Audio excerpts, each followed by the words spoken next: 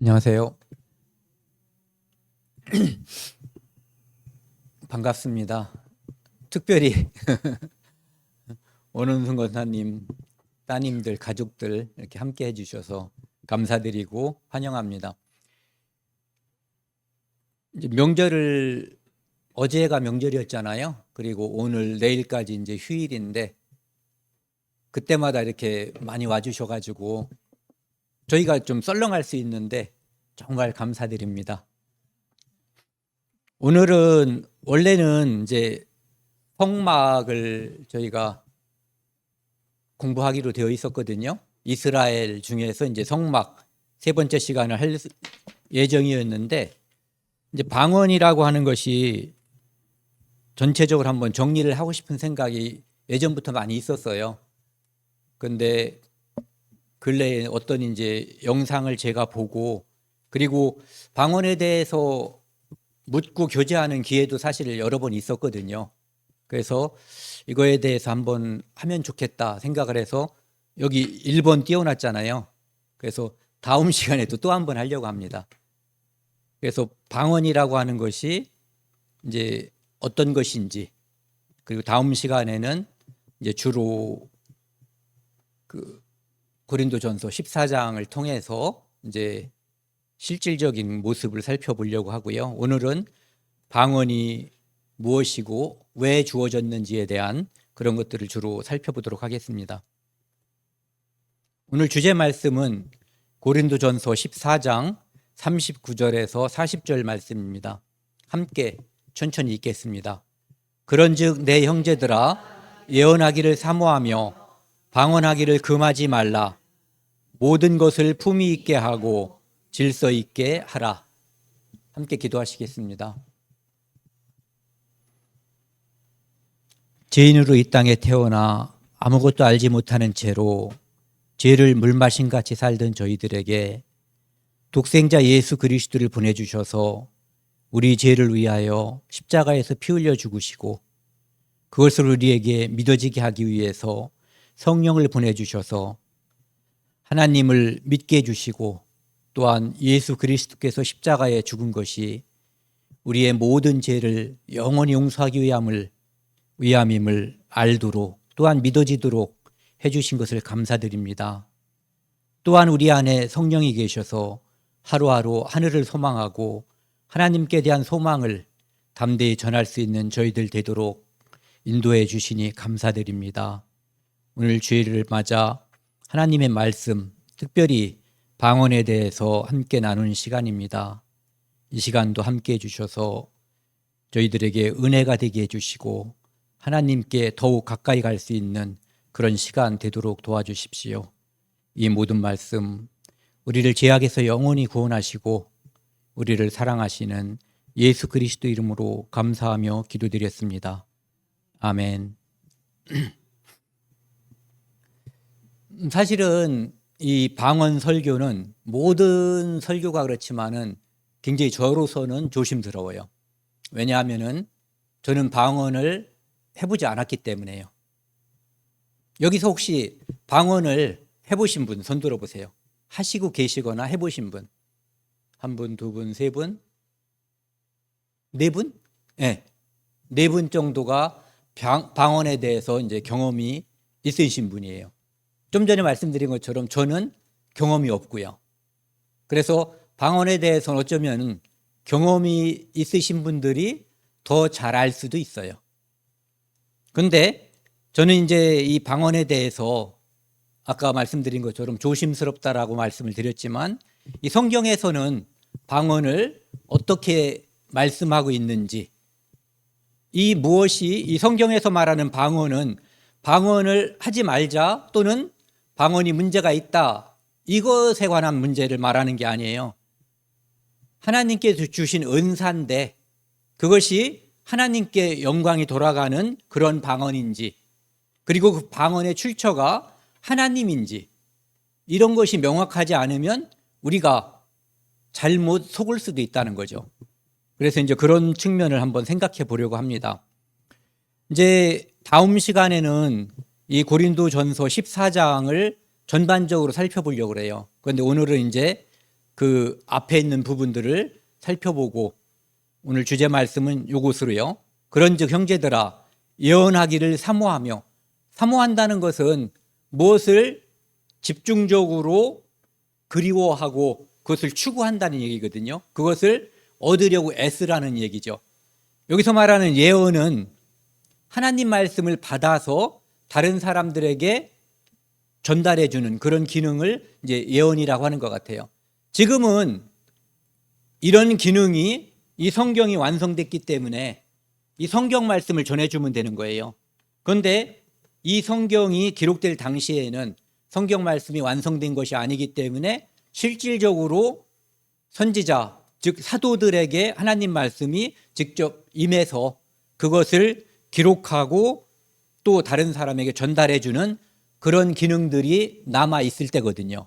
그러니까 그것을 사모하라고 돼 있고 방언 말하기를 금하지 말라. 이 고린도전서 14장을 보면은 사도 바울이 방언에 대해서 말씀하시면서 방언의 순기능이 아니라 역기능에 대해서 많이 말씀하고 있는 거예요. 그러면서 마지막에 방언을 그래도 금하지 말라고 하시는 거예요. 왜? 그것이 성령의 은사고 하나님으로부터 오시기 때문에. 그러니까 방언을 하나님께서 원하시는 대로 성경에 있는 대로 받고 말하면 유익하다. 이것을 말하는 거죠. 그래서 금하지 말라. 그런데 이 말씀에는 이런 뜻이 포함되어 있어요. 예를 들어서 여기에 계신 여러 성도님들한테 한 명 한 명 이름을 불러가면서 다 너무너무 아름답다고 해놓고 여기 있는 얘한테는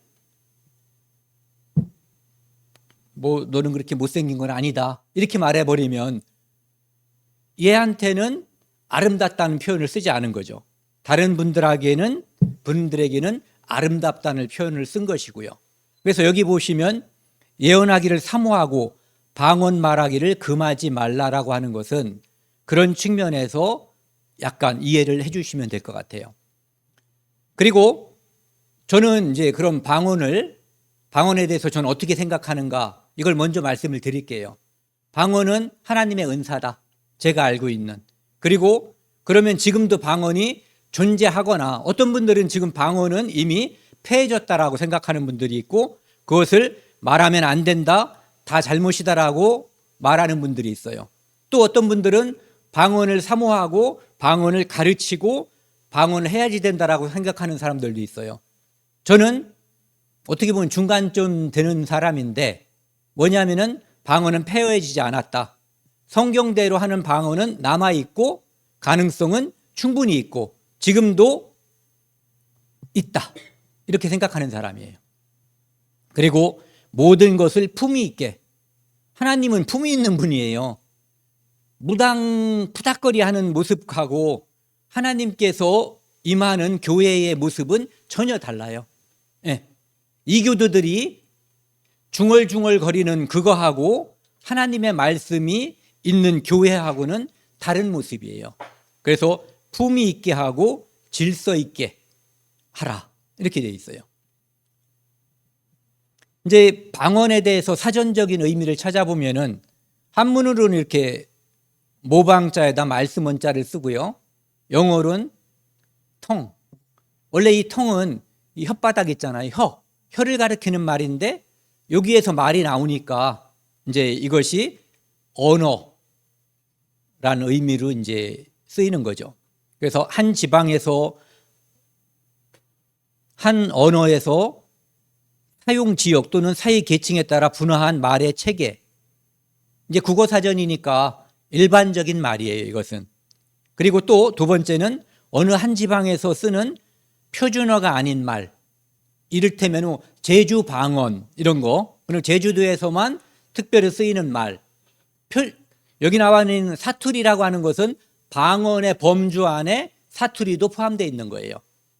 이런 것들은 일반적인 얘기고 3번, 4번이 이제 성경에서 말하고 있는 말씀하시는 방언인 거죠. 신약 시대에 특별히 이제 사도행전에 나와 있는 성령에 힘입어 제자들이 자기도 모르는 나는 로마 말이라든지 무슨 뭐 애국말 이런 거를 배운 적이 없는데 입에서 그게 튀어나와 버린 거예요. 습득한 적이 없는, 배운 적이 없는 애국말을 하게 됐어요. 그래서 그것을 방언이라고 얘기했고요. 그 다음에 이제 우리가 주로 다음 시간에 볼 건데 고린도전서 14장에 나와 있는 황홀 상태에서 성령에 의해서 말해진다고 하는 내용을 알 수 없는 말, 이것을 이제 사전에서 보면은 방언이라고 말하고 있어요. 이제 아까 말씀드린 것처럼 저는 이 3번, 4번을 인정한다라고 말씀을 드렸어요. 처음에 이제 이 언어는 누가 줬겠어요? 당연히 하나님이 주신 거예요. 그래서 하나님과 사람 사이의 언어가 통했고, 그래서 먹지 말라 이런 말씀을 하나님이 했을 때 아담이 들었던 거죠. 그리고 아담은 그 말을 하와에게 전달했고, 그러니까 하와도 대강 알고 있는 걸로 볼 때 알아듣는 사람인 거예요. 그러니까 서로 말이 통했던 거죠. 그리고 심지어는 뱀이 여자에게, 하와에게 말했고 서로 대화가 가능했어요. 그러니까 처음에는 하나님과 사람, 동물도 이 언어가 서로 소통이 되었다라고 우리가 알 수 있는 거죠. 그 다음에 이 언어가 그러면 언제 이렇게 분화가 돼서 우리가 말하는 방언 또는 애국어가 생겼냐 하면은 이 창세기 11장에 나와 있는 바벨탑 사건으로, 바벨탑 사건은 하나님께서 이 땅에 거의 모든 사람들이 죄 중에 빠져서 죄가 꽉 차버린 거예요. 그래서 하나님을 찾고 의지하는 노아라고 하는 사람과 그의 가족 외에는 다 물로 심판해서 다 죽여버리셨어요. 심판한 거라고요. 그래서 하나님을 믿는 사람들만 이 땅에 남아있는 거죠. 그런데 노아의 자손들 중에서 1대, 2대, 3대 아들, 손자, 증손자 대에 가가지고, 그러니까 이 3대 내려가니까 이 사람들이 다시 하나님께 도전하기 시작한 거예요. 그 증거가 바벨탑인 거죠. 그래서 그 사람들은 혹시 하나님이 우리가 죄를 지으면은 돌이키고 하나님을 경배하면 되는데 죄를 짓고도 하나님께 벌 받지 않으려고 그것을 회피하기 위해서 이 사람들이 이제 하나님의 능력을 과소평가한 것 같아요. 그러니까 예전에 물이 얼만큼 이 세상을 덮었는지 대강 짐작을 했겠죠. 그래서 그것보다 높은 탑을 쌓아서 그 위에 올라가면 하나님이 우리를 심판한다고 해도 우리는 안전할 거다라고 생각을 해서 바벨탑을 짓기 시작한 것 같아요. 그래서 하나님을 대항하고 하나님을 도전하기 위해서 니므롯이라고 하는 사람이 주로 이제 주체가 된 것 같죠. 그래서 신할 평지 바벨론 지역에서 이제 탑을 쌓아서 공사를 진행을 한 거죠. 그런데 하나님께서 그들의 언어를 혼잡하게 만들었어요. 이 혼잡하기 전까지는 모든 사람이 같은 언어를 썼어요.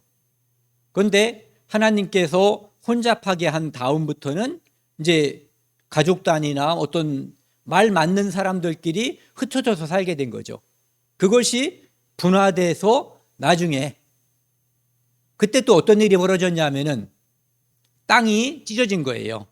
그래서 땅이 찢어진 곳에 사는 사람들은 오늘날은 뭐 태평양도 건너가고 대서양도 건너가지만 그 당시에는 그것을 그 지리적인 이 떨어져 있는 것을 극복하기가 어려웠죠. 그러니까 애국어가 고착되기 좋은 환경이었던 거예요. 그러니까 하나님께 저항을 하고 하나님을 대항하는 그 세력들을 흩어놓은 거죠. 그것이 이제 바벨탑 사건이었고요. 그러니까 언어는 하나였는데 바벨탑 사건으로 인해서 여러 가지 애국어가 생겼다라고 돼 있어요. 그 다음에 그런 일이 벌어졌는데 하나님께서 흩어져 있는 사람들, 그 사람들에게 하나님의 말씀이 전파되게 하기 위해서 이 특별한 힘을 주신 거죠. 어떤 힘이냐면은 외국어를 배우지 않았는데도 특정한 사람들에게 특별한 은혜를 주셔가지고, 은사라고 그러잖아요. 하나님으로부터 받은 은혜, 은사, 이것을 통해서 서로 간에 소통되게 해준 사건, 이것이 오순절 사건이에요. 오순절 날 제자들이 이제 모여 있었죠. 이제 마가의 다락방이었을 거라고 짐작을 한다고 하는데, 어쨌든 실내에 모여 있었던 거예요. 매우 큰 집에. 그 집에 한 120명 정도 모여 있을 거라고 그러는데, 그곳에서 갑자기 성령이 임한 거예요. 불과 같이. 불이 내린 것이 아니라 불과 같은 모양으로, 불이 이렇게 타면은 왜 이렇게 막 이렇게 올라가잖아요. 그러니까 그 모양이 불의 혀처럼, 그러니까 불의 혓바닥처럼 보이는 그것이 그곳에 모여 있는 사도들에게 하나씩 이렇게 내린 거예요.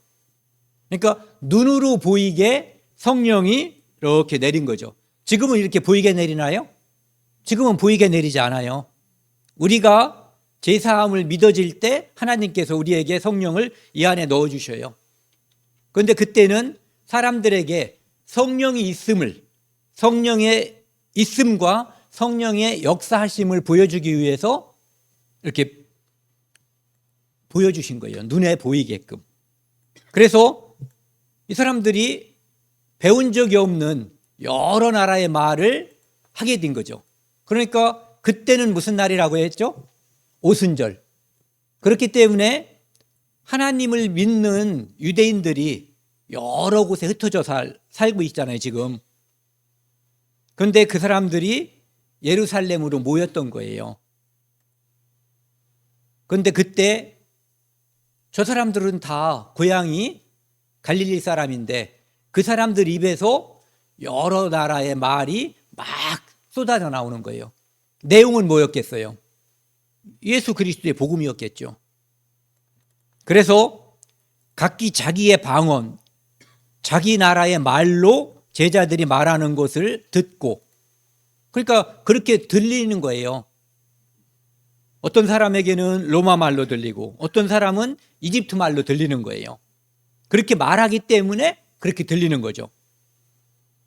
그래서 놀라 사람들이 신기하게 여긴 거예요.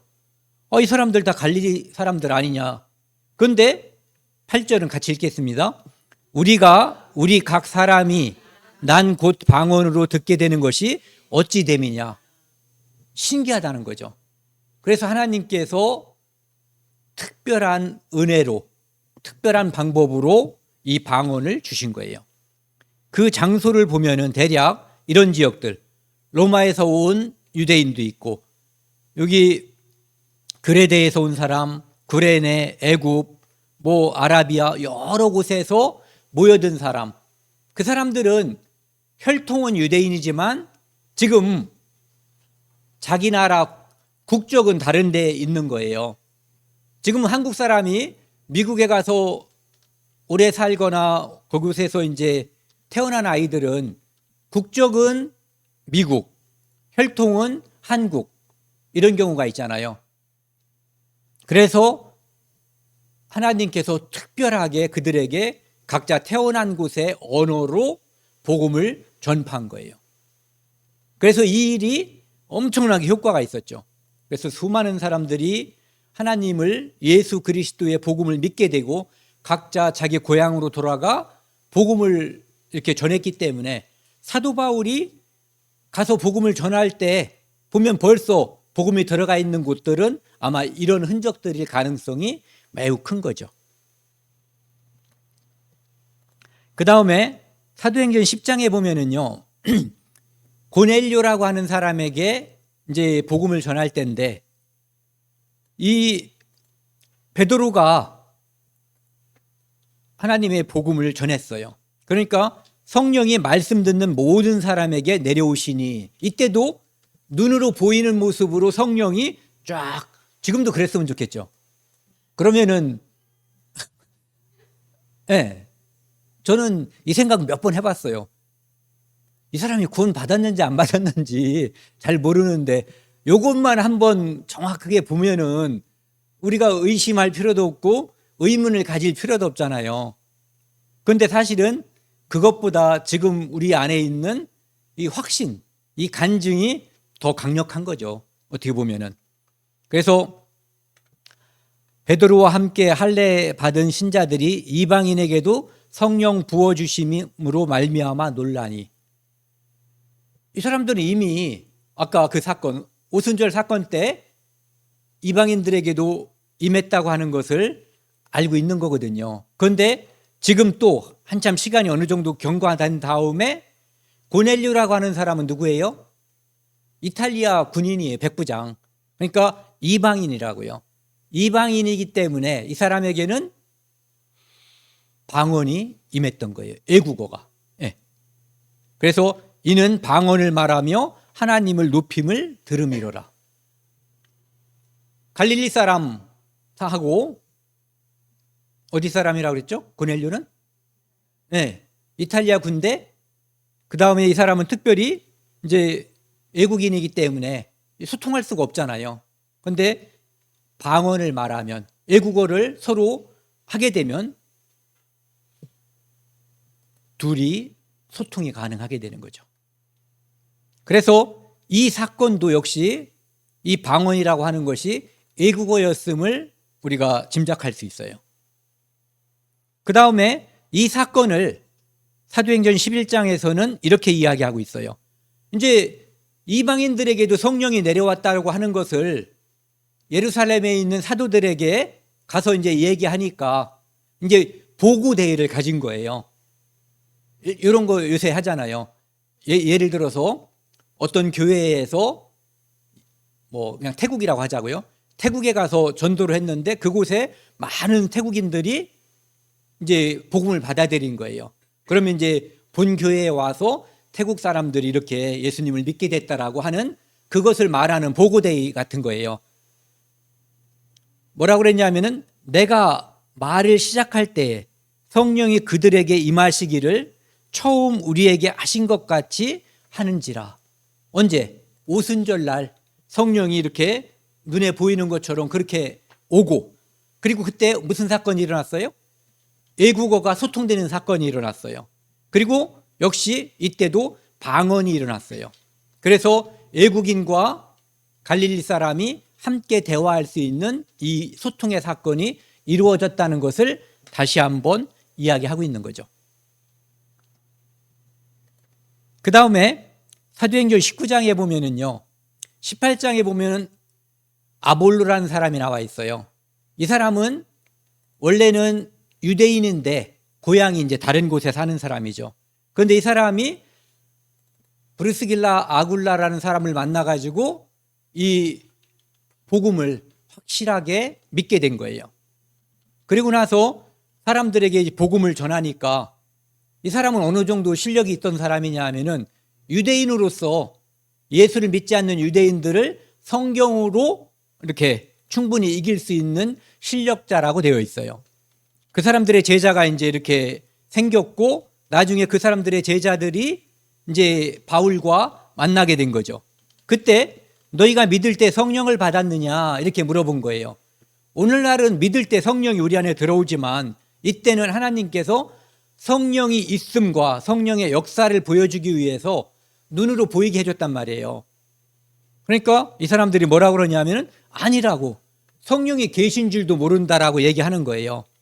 그럼 너네가 세례 받았냐 물어보니까 요한의 세례를 받았다는 거죠. 그러니까 그때 6절 같이 읽겠습니다. 바울이 그들에게 안수함에 성령이 그들에게 임하심으로 방언도 하고 예언도 하니. 이 사람들이 유대말을 모르는 사람들이에요. 그러니까 당연히 안수할 때 성령이 임하는데 그들에게 방언이 임하고 예언이 임하게 된 거죠. 그러니까 사도행전의 이 기록을 보면은 유대인들에게만 복음을 전할 때 그때는 이 방언의 역사가 없어요. 왜? 말이 다 통하니까.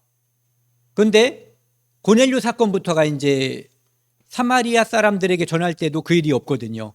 사마리아 사람들은 유대인들이 개 취급하지만 언어는 통하는 사람들이잖아요. 예, 혈통이 있으니까 말이 상통하는 사람들이었죠. 그래서 이 사건들, 그러니까 고넬료 사건이라든지 그 다음에 아볼로의 제자들 사건, 이런 사건을 통해서 하나님께서 성령을 임하게 해주심과 동시에 방언이라고 하는 애국어를 하나님께서 능력으로 주셨던 거죠.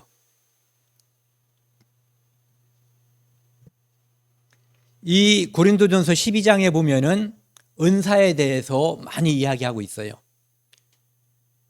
그런데 이 은사에 대해서 알기 전에 먼저 우리가 마음속에 담아야 될 것이 뭐냐면은 성령으로 아니하고는 누구든지 예수를 주라고 시인할 수 없는 거예요.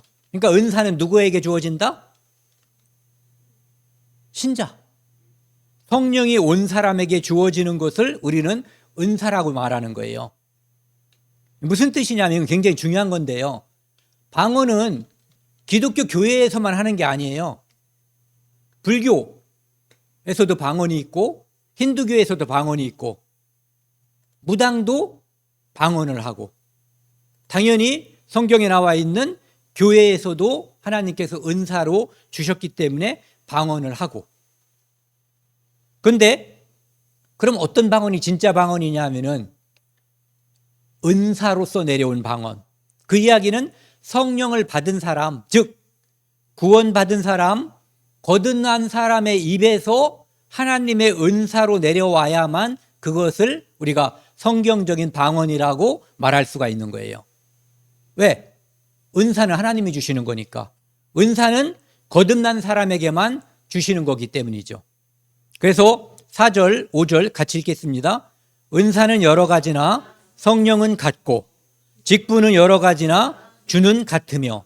그러니까 여러 가지 은사가 있는데 이 은사의 총지휘자, 이분은 하나님이시라는 거예요. 성령이라는 거예요. 그분이 주시는 거예요. 그러니까 은사는 내가 연습해서 얻는 거예요? 일방적으로 받는 거예요. 내 의지와 관계없이 주시는 거예요. 사모하면 받을 수도 있지만 사모한다고 꼭 주는 것도 아닌 거예요. 그렇기 때문에 은사는 하나님의 선물이다. 마치 우리가 구원받는 것처럼 우리가 그 은혜를 간구할 수 있지만 간구한다고 그때그때 하나님께서 꼭 맞춰서 맞춤복처럼 주시는 것은 아니다라고 하는 거죠. 또 사역은 여러 가지나 모든 것을 사람 가운데서 이루시는 이는 하나님이시니 하나님은 같다 이런 얘기죠. 각 사람에게 성령을 나타내심은 유익하게 하려 하심이라. 그런데 이러한 은사를 성령께서 주시는 이유는 교회에 유익을 주기 위함이다 이런 얘기죠. 네, 그렇기 때문에 교회에 유익이 되지 않는 것은 성령의 은사가 아닐 수도 있고 또는 성령의 은사라고 한다면 교회에 유익이 되는 방향으로 전환해야지 되는 거예요. 네.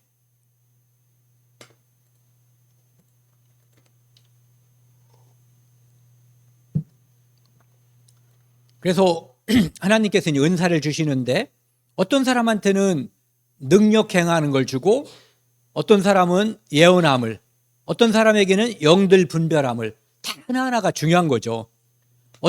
다른 사람들에게는 각종 방언함을, 그러니까 각종 방언이라고 하는 것으로 볼 때 방언에는 여러 가지 종류가 존재하는 거예요. 또 어떤 사람에게는 이 각종 방언함을, 통역함을 은사로 주시는 거예요. 그래서 이 모든 것들은 한 성령이 행하는 거예요. 네. 12절은 같이 읽겠습니다. 몸은 하나인데 많은 지체가 있고 지체는 많으나 한 몸과 같이 그리스도도 그러하니라. 오케스트라 있잖아요. 뭐라 그러죠 우리말로는?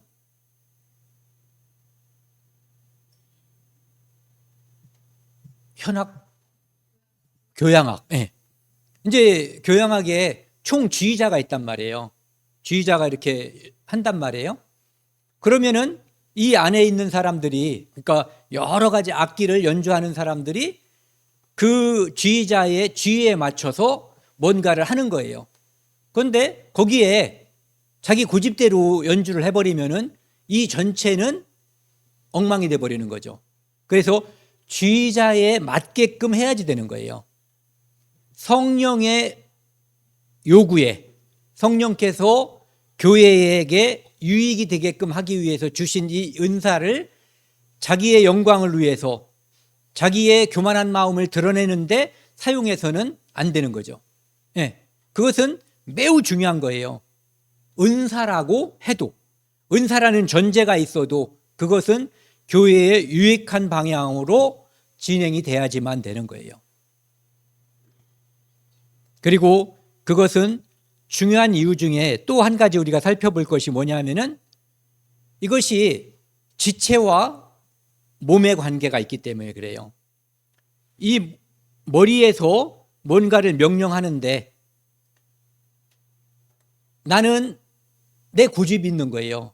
나는 이 손이, 제가 만약에 손이라고 치자고요. 지체 중에 나는 이 손을 돋보이고 싶어서 이렇게 앞으로 걸어가는, 이렇게 행진하는, 여기까지만 올리고 이렇게 하는 건데 계속 이렇게 하고 가면은 행진하는데 그러면은 돋보이겠죠. 다른 사람들이 볼 때 TV에서 국군의 날 행사를 하는데 제가 만약에 이렇게 하고 있는 거예요. 다른 사람은 촥촥 맞춰가는데 돋보일 수 있지만 이 모임에 유익하진 않은 거죠. 나중에 뒤지게 맞을 거예요. 다른 사람 다 휴가 보내줄 때 얘는 빼고 보내줄 가능성도 있어요. 네. 어쨌든 간에 이렇게 지체와 한 몸이라고 하는 것을 볼 때 이것은 이 지체는 몸의 전체에 조화되게끔 그리고 이 몸에 유익하게끔 함께 역사가 이루어져야지 된다. 이런 뜻이죠. 그 다음에 이제 여기도 보면 이제 좀 전에 말씀드린 것처럼 하나의 지체가 고통을 받으면 만약에 제가 손이 아파요. 그러면 다른 애들이 너 지난번에 혼자 잘난 척하고 손을 들고 난리를 치더니 손 아파서 좋다 그러냐고요. 손 아프면은 내 몸이 전체가 불편하고 아픈 거예요. 그렇기 때문에 이 은사는 하나의 은사가 균형되게 이루어지지 않으면 이 몸에 전체적으로 악영향을 끼치는 거예요. 그래서 여기 27절에도 보면은 너희는 그리스도의 몸이요 지체의 각 부분이라. 그래서 그리스도가 머리에서 명령하는 대로 그리고 머리를 위하여 교회는 예수님으로부터 탄생하고 예수님을 위하고 그분께로 결국은 돌아가는 거거든요. 교회 안에 존재하면서 나를 드러내려고 하는 것은 예수님을 드러내는 행동이 아닌 거예요. 예. 나를 드러냄으로써 예수님의 영광이 드러나는 것이 아니라 예수님께 영광을 드러냄으로써 영광을 돌림으로써 그분이 내게 영광을 또 주는 거예요. 그러니까 모든 상급, 모든 영광은 그분께 영광을 돌렸을 때 그분이 우리에게 주시는 것이지 내 노력으로 내가 뭔가를 이렇게 계단을 쌓는 것처럼 단을 쌓는 것처럼 쌓는 게 아니에요. 그래서 하나님께서는 28절에요. 같이 한번 읽겠습니다. 하나님이 교회 중에 몇을 세우셨으니 첫째는 사도요, 둘째는 선지자요, 셋째는 교사요, 그 다음은 능력 행하는 자요, 그 다음은 병을 고치는 은사와 서로 돕는 것과 다스리는 것과 각종 방언을 말하는 것이라. 그래서 하나님은 교회에 유익하게 하기 위해서 여러 가지를 직분 또는 은사를 주신 거예요. 그 목적은 교회에 유익하기 위해서, 유익을 주기 위해서, 그리고 다른 표현으로 하면은 하나님께 영광을 돌리게 하기 위해서 이 기능이 원활하고 제대로 잘 돌아가면 하나님께서 기뻐하시는 거예요. 그런데 거기서 아까 말씀드린 것처럼 혼자서 다른 사람은 다 악보를 한 장 넘겼는데 자기는 여기가 마음에 들어. 그래서 계속 거기를 연주하고 있으면 큰 문제가 생기는 거죠.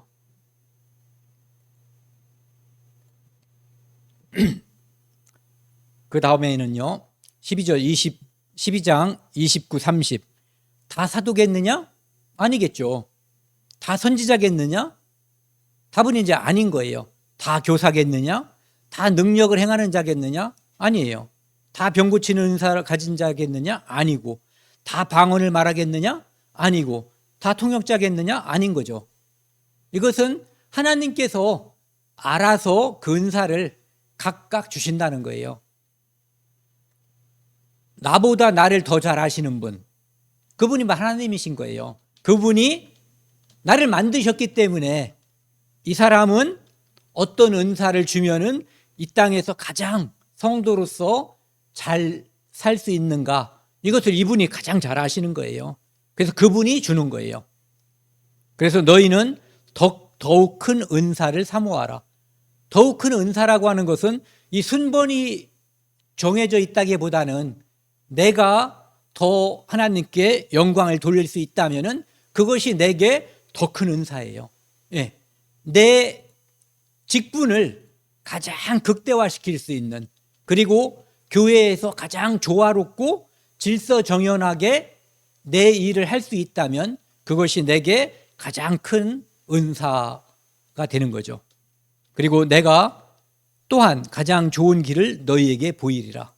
그러니까 사도 바울은 당신은 이런 은사가 있네요라고 권할 수 있는, 그러한 영적으로 권면할 수 있는 그런 분이었던 거죠. 왜? 그분은 사도였기 때문에요. 제가 이제 어떤 영상을 보여줄 건데 이것은 극단적인 모습이에요. 제가 예전에 어렸을 때요, 고등학교 1학년 때인데 제 친구가 저를 전도하기 위해서 어떤 집회에 데리고 갔었어요. 그리고 그 집회를 마치고 나서 제가 결심한 게 있어요. 내가 절대로 교회는 안 가겠다. 그러니까 전도하려고 저를 데리고 갔는데 저는 거기서 결심을 했어요. 절대로 내가 뭐뭐뭐는 않겠다. 이렇게. 왜냐하면 제가 아주 낯설고 이질적이며 상식적으로 여기에 마음속에 담아둘 수 없는 그런 모습을 봤어요. 이런 것들도 이제 그런 모습 중에 하나일지 모르는데, 이 영상이 거기서 띄울 수 있나요? 주시옵소서. 함께하심을 감사합니다. 오늘 주님 인도하심을 감사합니다. 내가 너를 사랑하지 않느냐, 내가 너를 사랑하지 않느냐, 너는 내게 들렸사오니 아버지 하나님 이 시간에 강력한 이 다음 걸 한번 보여드릴까요? 띄워주세요.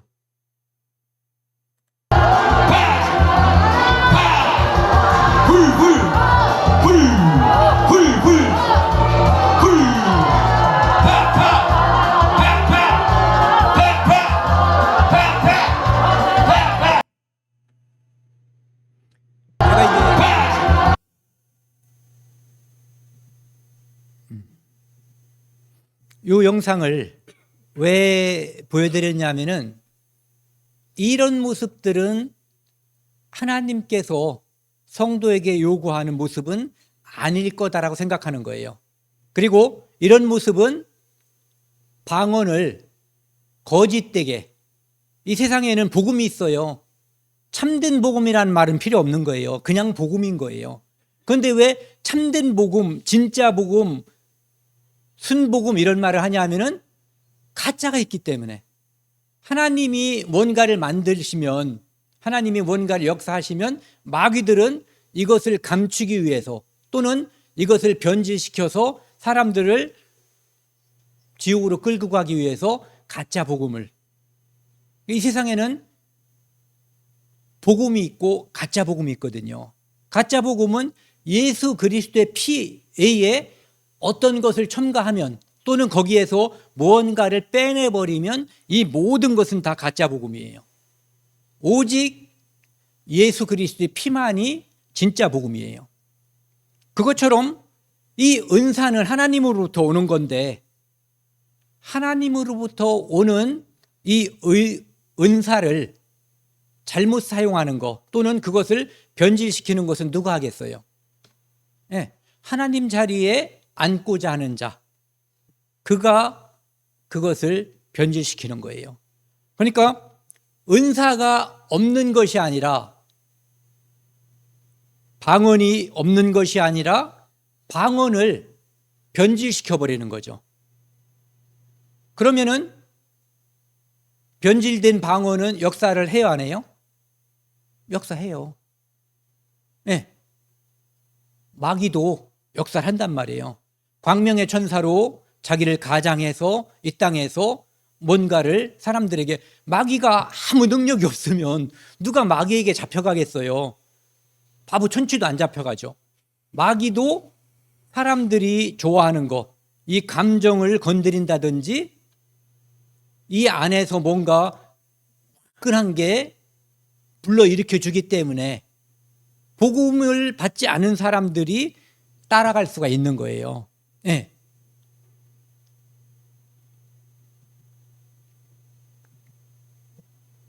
이 어떤 사람들이 이제 방언을 받은 사람들의 이 모습이에요.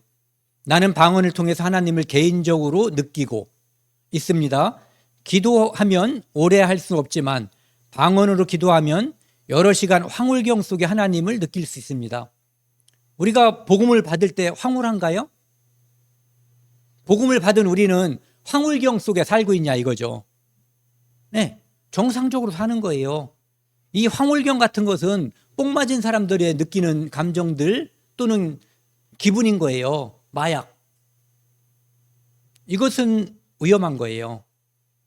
하나님이 주신 은사는 하나님을 위해 사용하는 것이지, 내가 황홀경에 빠지고 내가 환장하게 기분 좋으라고 그걸 주시는 은사가 아니에요. 하나님을 느낄 수 있습니다. 방언을 하면 근심 걱정 다 잊어버릴 수 있습니다. 복음이 오면은 근심 걱정이 다 사라질 수 있는 거예요. 방언을 하면 죄책감도 사라지고, 내가 뭔가를 잘못했는데 그 죄책감이 사라지면 돼야 안 돼요. 죄책감은 회개하고 하나님께로부터 오는 의안을 통해서 우리가 사라져야 되는 것이지, 그것이 황홀경에 빠져서 사라져서는 안 되는 거예요. 그러면 죄 짓고 황홀경에 빠지고 계속 그걸 반복하면 되죠. 하나님께서 나를 인정해 주신다는 놀라운 확신을 가지게 됩니다. 하나님께서 나를 인정하는 것은 내가 복음을 믿을 때 하나님이 나를 인정하는 거예요. 그것이 내가 하나님의 자녀가 되는 것이고 내가 예수 그리스도의 신부가 되는 유일한 길이에요. 황홀경에 빠졌다고 내가 하나님께 인정받는 것은 절대 아니에요. 황홀경에 빠져서 다른 사람의 언어를 또는 뭐 몇 년 전에 죽은 할아버지가 나타나서 막 말하는 경우도 TV에서 봤어요. 그렇다고 그게 무슨 성령의 역사냐고요. 그것이 귀신의 역사일 수가 있는 거예요. 방언은 내 신앙을 지키는, 유지시키는 에너지입니다. 복음만이 내 신앙을 지키는 유일한 힘이에요. 자, 이제 좀 전에 읽었던 그 말씀을 마태복음 6장을 보면은 예수님께서 기도에 대해서, 방언은 일단 우리가 두 가지를 말할 수가 있어요. 하나는 방언으로 하는 기도, 그 다음에 방언으로 하는 소통. 그런데 거의 대부분의 사람들이 방언으로 하는 기도에만 치중하고 방언으로 하는 소통에는 별 관심이 없죠. 예. 그런데 여기 보면은 기도할 때 예식하는 자와 같이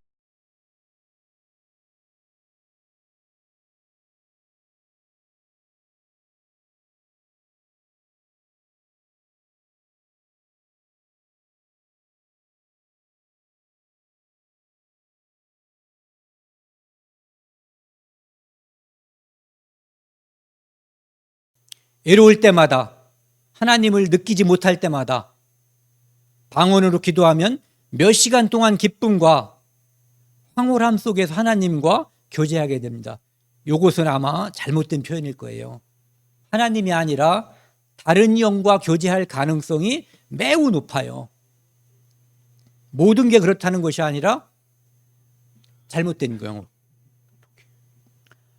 이제 데살로니가 후서 2장에 보면은 악한 자도 역사하는 거예요.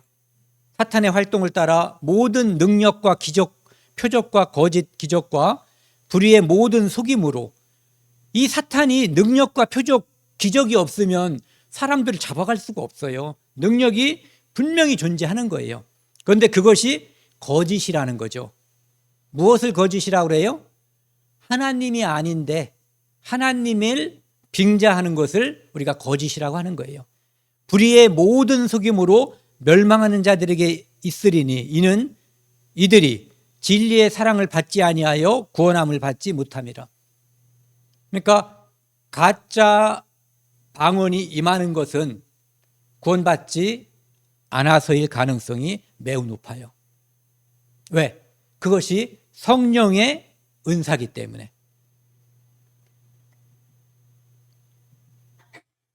이제 어떤 사람들이 제가 처음에 이제 말씀드린 것처럼 저는 방언의 역사가 지금도 존재한다는 것을 믿는다라고 하는 것은 이제 이런 간증. 어떤 사람이 이제 그 대만 있잖아요. 대만에 가서 복음을 전해야지 되는데 말하고 나면은 통역을 해야지 되는 거예요. 그럼 이 사람들은 이제 그러니까 한 번 통역을 해서 말을 해야지 되니까 이 느낌이 내용이 자꾸 딱딱 와닿지가 않는 거죠. 그러니까 이게 자꾸 끊긴다는 것을 말하는 강사 목사님이 느끼는 거예요. 그래서 마음속으로 간절히 기도한 거예요. 사도행전 2장에 나와 있는 것처럼 내 입에서도 그러한 방언, 애국어가 터지기를 간절히 기도했는데 그분의 입에서 갑자기 중국어가 술술 나와가지고 이 복음을 전했다는 거예요. 이런 경우 이것은 진짜 방언이죠. 방언 기도가 아니라 소통하기 위한 방언이 이때 은사로서 벌어졌고 그것이 21세기에도 가능한 거예요. 여기 보면은 우리가 우리의 간절한 기도를 하나님께 올리는 동안 약속된 은사가 우리에게 이르러 왔는데 우리는 사도행전 2장에서 사도들이 했던 것과 같은 경험을 했습니다. 우리는 성령이 우리에게 말하게 하심을 따라 다른 방언 애국어로 말했습니다. 톨레도에서는 우리가 길거리에서 복음을 증거하고 있을 때 폴란드인이 맥힌 부인이 기별을 전하고 있는 동안 길거리에 서서 듣고 있었습니다.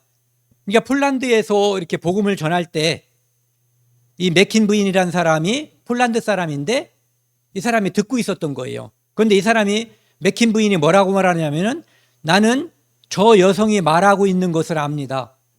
자기 나라 말이 아닌데 내 귀에 그 나라 말로 들리는 거예요. 그는 나 자신의 언어로 이 도시에 곧 임할 재난에 대해서 말하고 있습니다. 라고 외쳤습니다.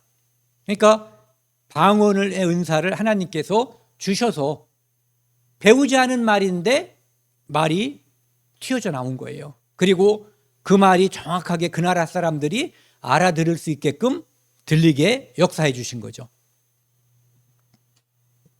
그래서 어떤 사람이 방언을 말하는 축복에 들어갔을 때 이것은 은사고 축복인 거거든요. 들어갔을 때에 주님께서는 나에게도 동일한 방언을 주실 수 있으며 지금도 가능하다는 뜻이에요. 우리는 방언으로 대화도 할 수 있고 기도도 할 수 있는 거죠. 3 혹은 4가지라도 대화에 참여할 수 있는데 그것은 그들에게 애국어였습니다.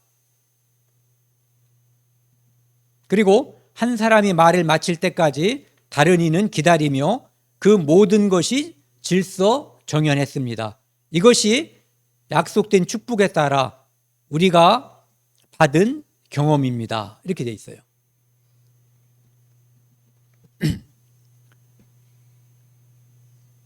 이 고린도전서 13장 8절 9절 말씀이요. 제가 처음에 말씀드린 것을 이제 다시 한번 부연하려고 하는 거거든요. 사랑은 언제까지나 떨어지지 아니하되 하나님은 사랑이시잖아요. 네. 그렇기 때문에 그분은 영원 무궁토록 계시는 분이죠. 예언도 패하고 방언도 그치고 지식도 패하리라. 이것들은 완전해지기 전까지 복음을 전하는 데 필요한 것들이에요. 그렇기 때문에 교회가 완성되면 사라질 것들이죠. 우리는 부분적으로 알고 부분적으로 예언하니, 사도 바울이라고 해도 성경을 다 안다고 볼 수 없어요. 이 땅에 있는 어떠한 신학자든 목사든 지금 현존하는 이 땅에 나와 있는 모든 책을 다 읽었다고 해도 모든 지식, 특별히 이 성경을 다 안다고 말할 수 있는 사람은 한 명도 없을 거예요. 예. 부분적으로 예언하는 거죠. 더군다나 성경이 완성되기 전에는 더더욱 그렇겠죠. 10절은 같이 읽겠습니다. 온전한 것이 올 때에는 부분적으로 하던 것이 패하리라. 그러니까 이 온전한 것이라고 하는 것이 무엇인가에 이제 사람들의 관심이 있는 거예요. 그래서 온전한 것이 이거 무엇이 됐든 간에 그것이 오면 부분적으로 하던 것은 문을 닫는다, 이런 뜻이죠. 그래서 온전한 것, 어떤 성경에 이제 완전한 것이라고 되어 있는데 이것에 대한 의견이 이제 두 가지가 있어요. 하나는 성경의 완성. 성경이 완성되면 그 예언은 더 이상 할 필요가 없는 거죠. 이것이 성경이 완성되기 때문에. 그러면 또 다른 은사인 방언도 폐해질 것인가? 방언은 이 성경의 완성 이후에도 존속하고 있고, 아까 제가 예를 든 것처럼요, 존재하고 있잖아요. 그러니까 또 하나는 주님께서 이 땅에 오시는 공중재림, 이때를 온전한 곳이 이르면이라고, 오시면이라고 보는 견해죠. 저는 이 두 번째 견해를 지지해요. 네. 첫 번째 견해를 지지하는 사람은 모든 은사가 폐해졌기 때문에 지금 일어나는 모든 방언이라든지 이런 거, 은사주의, 그런 모든 것들을 다 부정하는 마음들이고, 또 저는 두 번째 것, 예수님께서 이 땅에 오시면 아까 말씀드린 예언도 폐하고, 예언은 이미 폐했다고 보는 거예요. 그 다음에 두 번째, 방언도 폐해진다. 왜? 그때는 지식이 완전해져 가지고 말하지 않아도 서로 알고 힘쓰지 않아도 움직일 수가 있고, 그때는 정말로 부활하신 예수님처럼 우리가 지식에도 완전해지고 시간과 공간을 초월하는 그러한 존재가 돼버리는 거죠. 그래서 그때는 모든 것에 있어서 완전해지는 거예요. 그래서 그때는 모든 것이 다 폐해지는 그런 날이 온다는 거죠. 오늘은 여기까지 하려고 합니다. 그리고 이제 다음 시간에는 어떤 부분들은 오늘 이제 이야기가 된 부분들도 있지만, 이제 특별하게 방언에 대해서 가장 많이 기록하고 있는 것이 고린도전서 14장이에요. 그래서 고린도전서 14장을 빠른 속도로 읽어가면서 가능하면 1절부터 40절까지 다 읽어서 그것을 오늘 이제 다 얘기가 됐기 때문에 빨리빨리 진행을 할 수 있을 거라고 생각이 돼요. 그래서 그것을 다음 시간에 다시 한번 다루기로, 은혜를 나누기로 하겠습니다. 오늘은 이제 여기까지 하는데, 이제 중요한 것이 이 방언에 의해서 사도행전 2장에 하나님께서 복음을 다시 이렇게 퍼질 수 있게끔 해줬잖아요. 방언 중에서 가장 큰 방언이 저는 이 복음이라고 생각하는 거예요. 한국 사람, 미국 사람, 지금부터 1000년 전에 살았던 사람, 그 다음에 우리 후에 태어나서 복음을 믿게 되는 사람, 시간과 공간을 다 달리해도 이 안에 있는 이 복음이 이 성령에 의해서 믿어진 사람은 다 통해요. 이것이야말로 진정한 방언, 외국인에게도 똑같이 소통되는, 그것을 하나님께서 주셨다고 보는 거죠. 그래서 우리는 성령을 받았고, 예전엔 우리가 알지 못하던 언어잖아요. 하나님의 언어, 이 성경은, 복음은. 그런데 우리는 이제는 이 복된 소리를 이 안에 방언으로서, 처음에는 애국어로 받아들였는데 이제는 나의 모국어가 돼버린 거죠. 왜? 우리가 하나님의 자녀가 됐기 때문에 하늘의 언어는 내 모국어가 돼버린 거예요.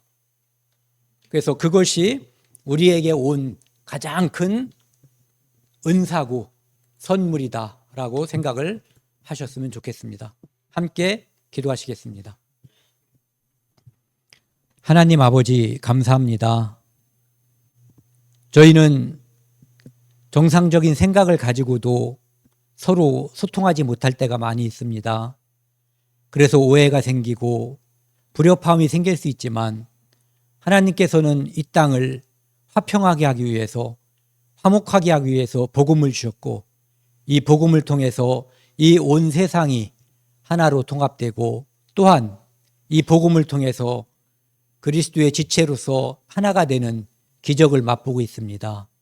하나님 아버지, 우리가 다음 주에, 그리고 그 다음 주에 천국잔치 복음 집회를 시작하고 계획하고 있습니다. 그곳에서 함께해 주셔서 아직 이 복음이 방언으로 느껴지는 모든 사람들에게 이 복음이, 하나님의 말씀이 나의 진정한 모국어처럼 믿어지도록 하나님 역사하여 주옵소서. 이 모든 말씀 우리를 사랑하시는 예수 그리스도 이름으로 감사하며 기도드렸습니다. 아멘.